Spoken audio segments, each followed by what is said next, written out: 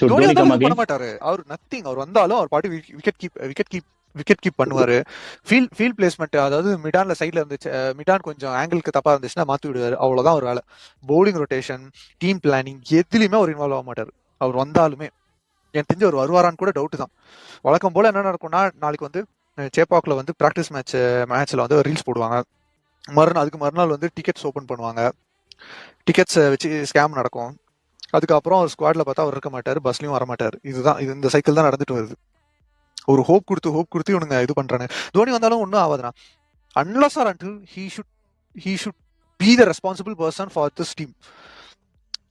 அவர் வந்து விளையாடணும், செஸ் மாதிரி விளையாடணும். நீ அங்க போ, நீ இங்க வா, நீ நீ வந்து உன்னோட பிளான்ஸ் இது, உன்னோட பிளான் இது, உன்னோட ஸ்ட்ரென்த் இது, நீ இந்த லென்த்ல பவுலிங் போடு, இந்த பிளேயருக்கு வந்து இந்த லென்த்ல பவுலிங் போடு, இங்க கரெக்டா பாண்டியா வரும்போது 2023 குவாலிஃபயர் ஒன்று ஒரு ஃபீல்டிங் பார்ட்னர்ல அந்த மாதிரி மொமெண்ட்ஸ் பண்ணா மட்டும்தான் இந்த டீம் ஜெயிக்கும். அந்த மாதிரி மொமெண்ட் பண்ணி தான் இவர் கப் அடிச்சாரு.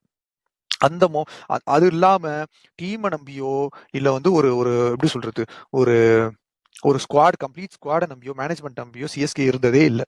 அந்த ஒரு எப்படி சொல்றது, அவர் ஒரு மேஜிக் பண்ணுவாரு. நீ இங்க போ, நீ இங்க வா, உனக்கு இந்த இதுதான் பொசிஷன். அது மாதிரி டுவேன் பிராவோல என்ன சொல்லுவாருன்னா, டைவ் அடிக்கும் போது நீ டைவ் அடிக்காதன்னு வரு.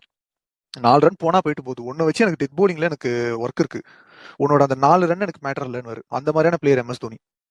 அவர் ஒவ்வொருத்தருக்கும் ஒவ்வொரு ரோல் கொடுப்பாரு. அந்த ரோல் பண்ணலன்னா திட்டுவாரு, கோவப்படுவாரு, அவ்வளவுதான், தட்ஸ் இட். அந்த மாதிரியான கேம் பிளானே எனக்கு தெரிஞ்சு இப்போ நடக்குதான் தெரியல.